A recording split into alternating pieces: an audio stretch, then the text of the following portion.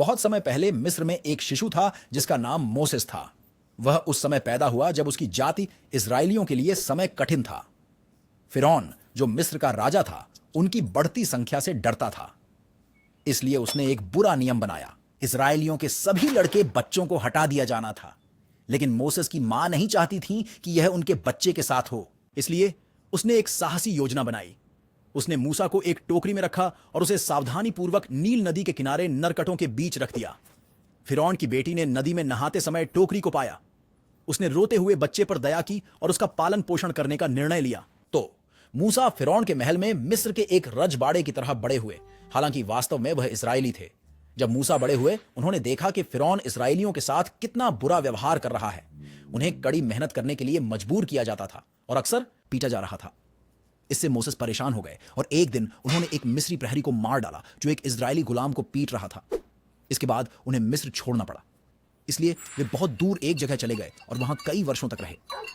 फिर कुछ अद्भुत घटित हुआ। ईश्वर ने मूसा से एक जलती हुई झाड़ी के माध्यम से बात की जो जली नहीं। ईश्वर ने मूसा को मिस्र वापस जाने और फिरौन से इजरायलियों को आजाद करने के लिए कहने को कहा। मिस्र वापस जाना आसान नहीं था। फिरौन मूसा की बात सुनना नहीं चाहता था, इसलिए ईश्वर ने 10 विपत्तियां भेजी ताकि फिरौन को मनाया जा सके।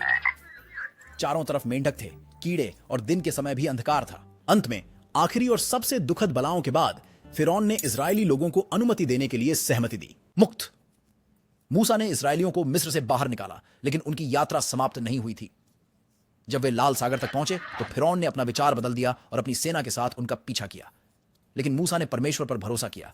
उसने अपना हाथ फैलाया और कुछ अविश्वसनीय हुआ यह कि समुद्र 2 हिस्सों में बंट गया और इस्राएलियों ने सूखी भूमि पर चलकर पार किया। जब वे सुरक्षित थे तो समुद्र फिर से सामान्य हो गया और फिरौन की सेना उनका पीछा नहीं कर सकी। मूसा और इस्राएली आखिरकार स्वतंत्र हो गए। वे एक विशेष पर्वत सीनाई तक पहुंचने के लिए लंबे समय तक यात्रा करते रहे। वहां भगवान ने मूसा को 10 आज्ञाएं दी जो एक दूसरे के साथ अच्छा व्यवहार करने और जीने के लिए महत्वपूर्ण नियम थे। मूसा का जीवन रोमांच और चमत्कारों से भरा था।